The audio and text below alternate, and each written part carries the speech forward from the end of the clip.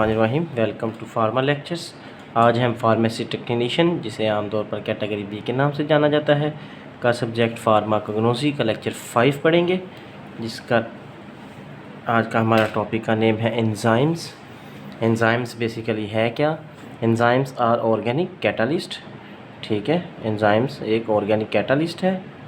ठीक है, organic means जो लिविंग ऑर्गेनिज्म के अंदर चीज़ें होती हैं, केमिकल्स होते हैं, उसे हम कहते हैं organic substances that speed up the biochemical reaction. Means जो लिविंग ऑर्गेनिज्म के अंदर केमिकल रिएक्शन हो रहा है उसे ये स्पीड अप करेंगे। कैटालिस्ट क्या होता है? ठीक है, कैटालिस्ट बेसिकली एक मेजर टर्म है। ठीक है, अब मेजर टर्म मीन्स ये एक ब्रॉड टर्म है जिसके अंदर एंजाइम्स आते हैं। ठीक है, कैटालिस्ट क्या होता है? एनी सब्सटेंसेस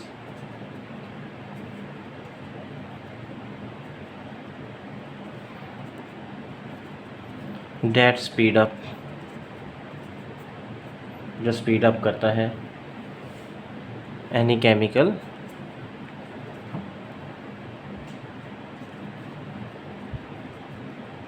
रिएक्शन, जो किसी भी केमिकल रिएक्शन को स्पीड अप करता है उसे हम क्या कहते हैं? कैटालिस्ट।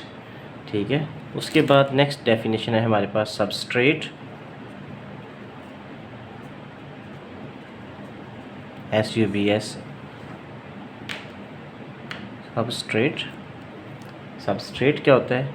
वो चीज़ होती है जिसके ऊपर एंजाइम एक्ट करता है।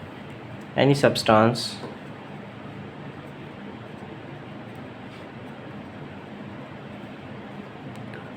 on which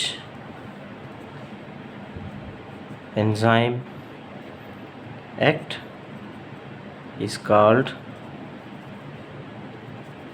substrate। उसे हम सबस्ट्रेट कहते हैं। ठीक है, एक एंजाइम है जो क्या करता है? एज आ ऑर्गेनिक कैटालिस्ट एक्ट करता है, जो किसी भी केमिकल रिएक्शन को स्पीड अप कर देता है।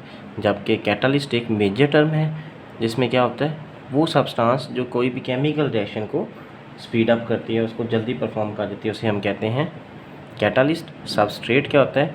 वो चीज़ जिसके ऊपर एंजाइम एक्ट कर रहा होता है, उसे हम कहते हैं सबस्ट्रेट। फिर हमारा नेक्स्ट आता है mechanism of enzyme action. Enzyme act करते कैसे करते हैं?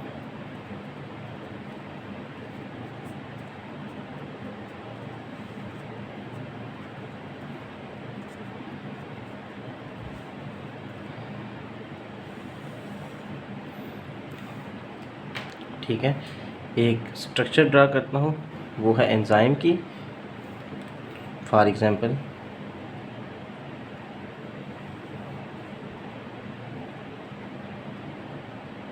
ये एक एंजाइम है। इस एंजाइम का नाम है सुक्रेज। अब देखें, हर एंजाइम जो भी होते हैं मोस्टली उनके एंड के ऊपर हम क्या लिखते हैं? ASE, ase. ठीक है, सुक्रेज जो सुक्रोज के ऊपर एक्ट करेगा उसे हम क्या कहते हैं? सुक्रेज। अब ये एक्ट कर रहा है शुगर के ऊपर। ये सबस्ट्रेट है हमारे पास। सबस्ट्रेट की हमने डेफिनेशन क्या की थी? वो चीज़ जिसके ऊपर एंजाइम एक्ट करता है। तो इसमें सबस्ट्रेट क्या है? सुक्रोज। इसके ऊपर एंजाइम पहले एक्ट करेगा। ठीक है, तो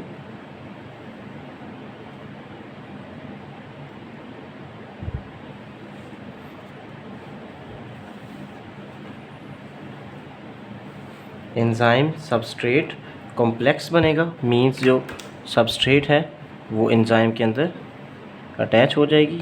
ये सबस्ट्रेट है जिसे मैं ब्लैक कलर के अंदर फिल कर रहा हूँ, तो इसे हम क्या कहेंगे? Enzyme substrate complex. Enzyme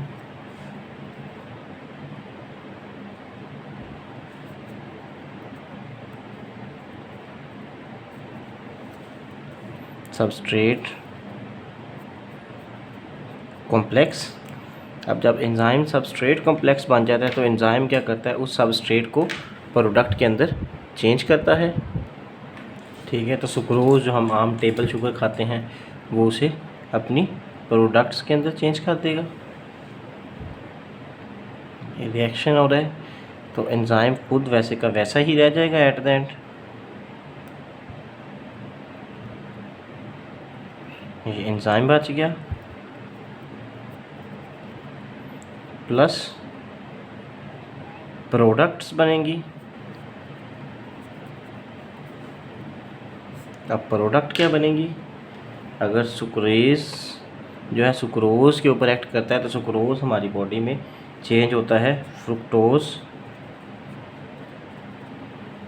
plus glucose के अंदर। तो ये क्या हो जाएगा, एंजाइम ने अपना एक्शन शो कर दिया। ठीक है,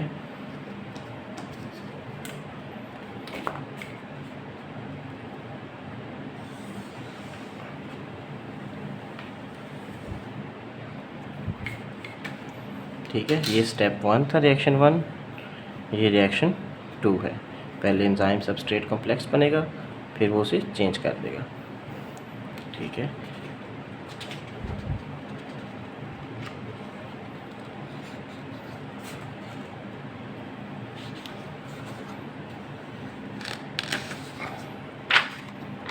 नेक्स्ट है इसी में ही जो हम पढ़ेंगे वो है एंजाइम और कैटालिस्ट में डिफरेंस। ठीक है, difference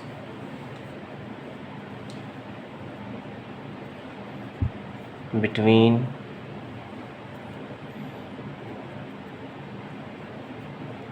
enzyme and catalyst, enzyme और कैटालिस्ट में डिफरेंस। इसके लिए हम मिड में एक लाइन ड्रा करेंगे। जब भी हमने डिफरेंशिएशन लिखनी किसी पेपर के अंदर तो लाइन ड्रा करके एक साइड पे एक चीज़ लिखेंगे, दूसरी साइड पे दूसरी चीज़ लिखेंगे। ठीक है, एक तरफ हम लिखते हैं एंजाइम्स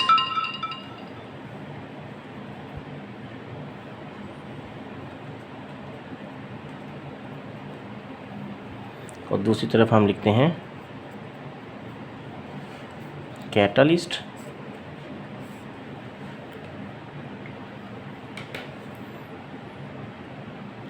ठीक है, पहला डिफरेंस हम देखते हैं।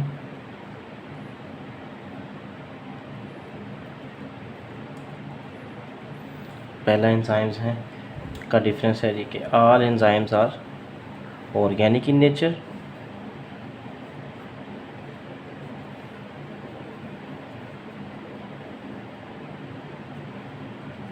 ठीक है, सब के सब एंजाइम्स ऑर्गेनिक इन नेचर होते हैं। ठीक है, कैटालिस्ट का अगर हम देखते हैं तो कैटालिस्ट क्या होते हैं। ठीक है, all catalyst are inorganic in nature.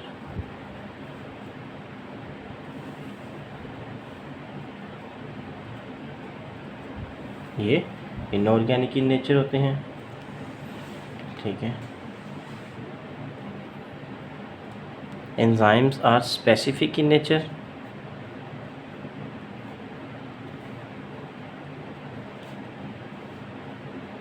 Means एक स्पेसिफिक सब्सटेंस के लिए स्पेसिफिक एंजाइम होगा। मसलन सुक्रोज के ऊपर कोई और एंजाइम एक्ट नहीं करेगा बल्कि सुक्रेज एंजाइम ही एक्ट करेगा। जबकि catalyst are not specific in nature, ये नेचर के अंदर स्पेसिफिक नहीं होते।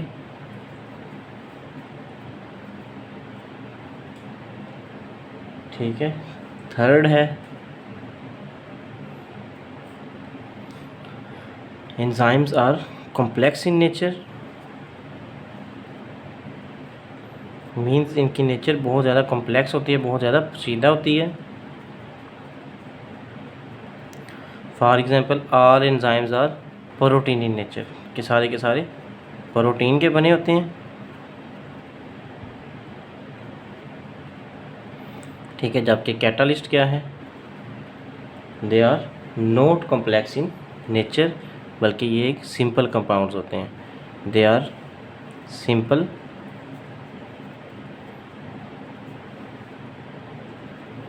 फॉर एग्जांपल देता हूँ मैं। ठीक है, प्लाटीनियम ये यूज़ होता है एज अ कैटालिस्ट। ठीक है,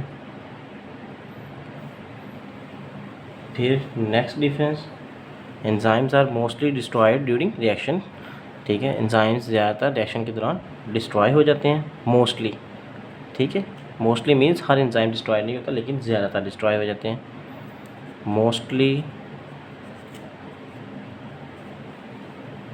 डिस्ट्रॉयड ड्यूरिंग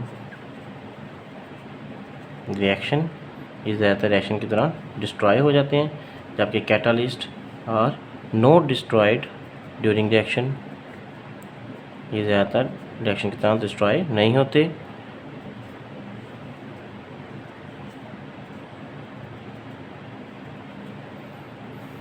ठीक है, ये हमारा एंजाइम्स का डिफरेंस है। फिर नेक्स्ट टॉपिक हमारा आ जाता है properties of enzymes.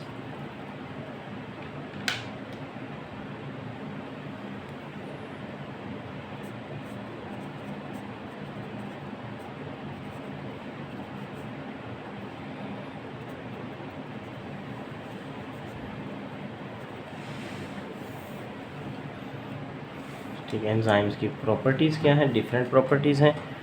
First property है कैटालिटिक प्रॉपर्टी।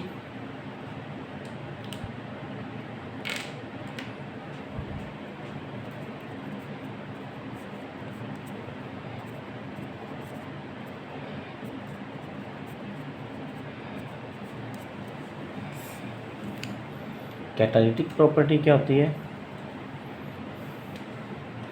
कि एक small amount of enzymes can act on large amount of substrate. ठीक है, एक छोटी सी अमाउंट इस एंजाइम्स की इनफ होती है कि वो बहुत ज़्यादा अमाउंट की होती है सबस्ट्रेट की।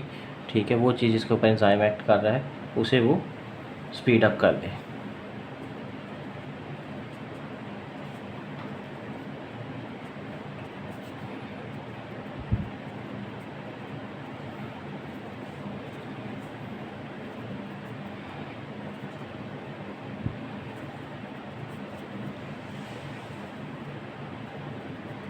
And small amount of enzymes can act on large amount of substrate की लार्ज अमाउंट के ऊपर एक्ट कर सकता है। ठीक है, फिर आ जाती है उसकी नेक्स्ट प्रॉपर्टी सॉल्युबिलिटी। एंजाइम्स की सॉल्युबिलिटी, मोस्टली एंजाइम्स सॉल्युबल होते हैं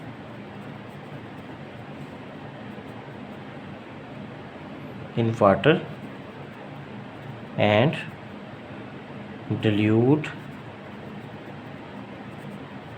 अल्कोहल। अल्कोहल और वाटर के अंदर सॉल्युबल होते हैं। ठीक है, फिर आ जाती है नेक्स्ट प्रॉपर्टी हमारी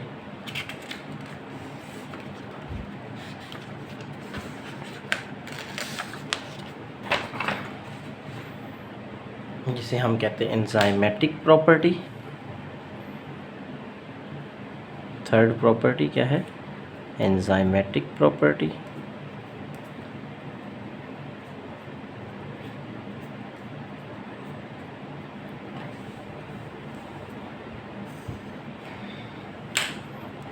ठीक है, एंजाइमेटिक प्रॉपर्टी क्या है? ये प्रॉपर्टी होती है कि जैसे ही एंजाइम की कॉन्सेंट्रेशन इंक्रीज़ करते हैं, मीन्स उनकी मिकदार को इंक्रीज़ करते हैं, तो रिएक्शन का रेट तेज़ हो जाता है, लेकिन एक ख़ास लिमिट तक। ठीक है, as concentration of enzyme increase, जैसे एंजाइम्स की कॉन्सेंट्रेशन इंक्रीज़ होती है। ठीक है, the reaction rate increase up to specific point, एक ख़ास पॉइंट तक।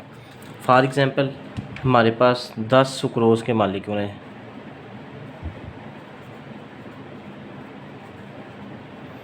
ठीक है, अब क्या उस सुक्रोज़ को ऊपर सुक्रेज एंजाइम ने एक्ट करना है। जैसे जैसे हम सुक्रेज बढ़ाते जाएंगे, पहले एक सुक्रेज का मालिक्यूल है, एक एंजाइम है, तो एक सुक्रोज जल्दी कन्वर्ट हो जाएगा। हमारे पास 10 के 10 हों ठीक है, तो जल्दी रिएक्शन चेंज हो जाएगा। अगर 10 से 11 हम करते हैं एंजाइम तो वो मज़ीद ऊपर नहीं जाएगा एक ख़ास मकदार तक। जैसे एक एंजाइम है जल्दी चेंज हो जाएगा, 2 एंजाइम है और चेंज हो जाएगा, 3 एंजाइम है और चेंज हो जाएगा। इस तरह जाते जाते 10 तक ये मैक्सिमम हो जाएगा। उसके बाद इसका कोई एक्शन नहीं होगा। मीन्स हमारे पास मज़ीद सबस्ट्रेट है ही नहीं जो हम एक्शन करवा सकें। ठीक है, जैसे एक काम को 10 मज़दूर करते हैं, ये हमारे पास 10 ईंटें हैं, 10 ईंटें उठा के हमने छत पे चढ़ानी है, तो 10 मज़दूर लगा लेंगे जल्दी चढ़ा देंगे। अगर 11वां लगाएंगे तो उसका कोई फ़ायदा नहीं, वो बाहर ही बैठा रहेगा। ठीक है, सेम ऐसे ही एंजाइम एक्ट करते हैं। ठीक है, नेक्स्ट हमारी प्रॉपर्टी है पीएच।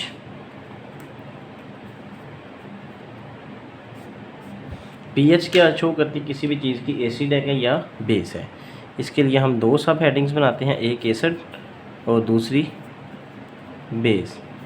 मींस जो एंजाइम एसिडिक होंगे वो क्या करेंगे, एसिडिक इन्वायरमेंट में एक्ट करेंगे। एसिड एंजाइम है तो वो एसिड इन्वायरमेंट के अंदर एक्ट करेगा।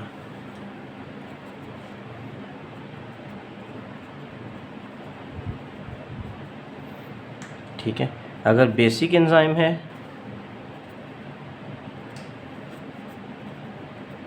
तो वो बेसिक इन्वायरमेंट के अंदर एक्ट करेगा।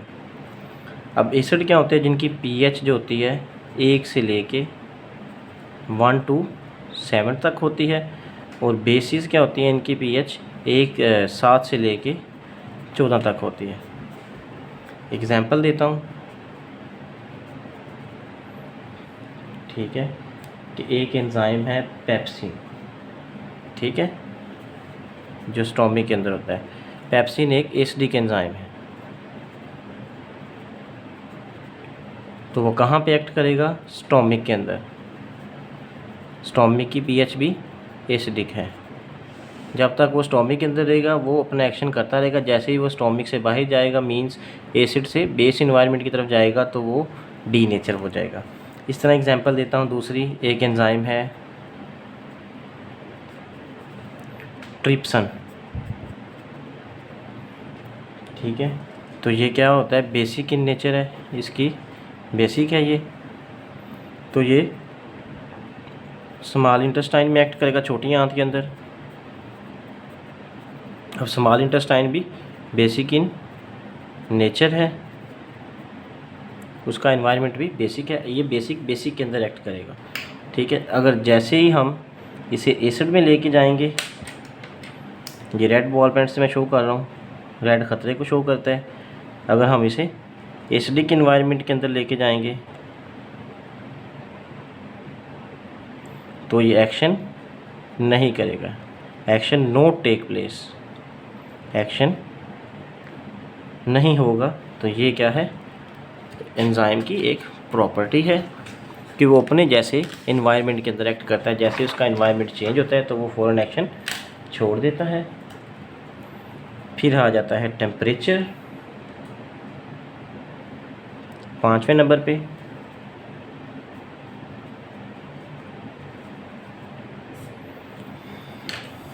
ठीक है, एंजाइम्स मोस्टली जो फुल एक्टिव होते हैं उसे हम कहते हैं ऑप्टिमम एक्टिविटी।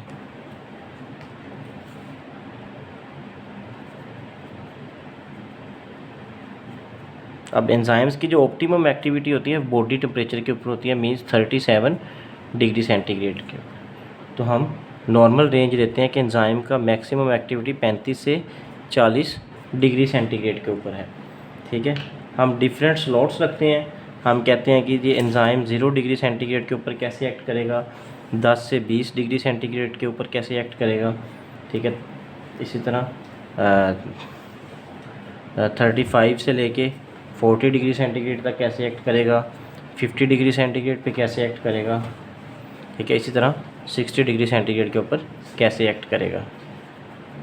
ये टेम्परेचर है। तो क्या हो जाएगा, 0 डिग्री सेंटीग्रेड के ऊपर इनएक्टिव हो जाएगा, टेम्परेचर बहुत कम हो गया है। इस तरह 60 डिग्री सेंटीग्रेड के ऊपर एंजाइम पूरा का पूरा डिस्ट्रॉय हो जाएगा। ठीक है, इसी तरह 10 से 20 डिग्री सेंटीग्रेड के ऊपर ये वेरी लिटिल एक्टिव, थोड़ा थोड़ा एक्टिव होगा। 60 डिग्री सेंटीग्रेड के ऊपर भी ये इनएक्टिव होगा, सॉरी 50 डिग्री सेंटीग्रेड के ऊपर, जबकि 35 से 40 के दरमियान में ये फुल एक्टिव होगा। Full active means optimum activity देगा ये।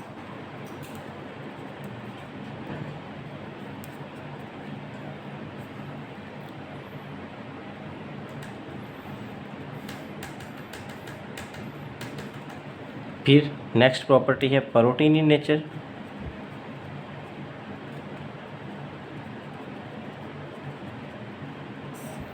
कि सारे के सारे एंजाइम्स प्रोटीन इन नेचर होते हैं, ठीक है। फिर आ जाते हैं लास्ट प्रॉपर्टी हमारी स्पेसिफिसिटी, जैसे हमने पहले डिफरेंस में पढ़ा था, या हम कहते हैं स्पेसिफिक इन नेचर हैं।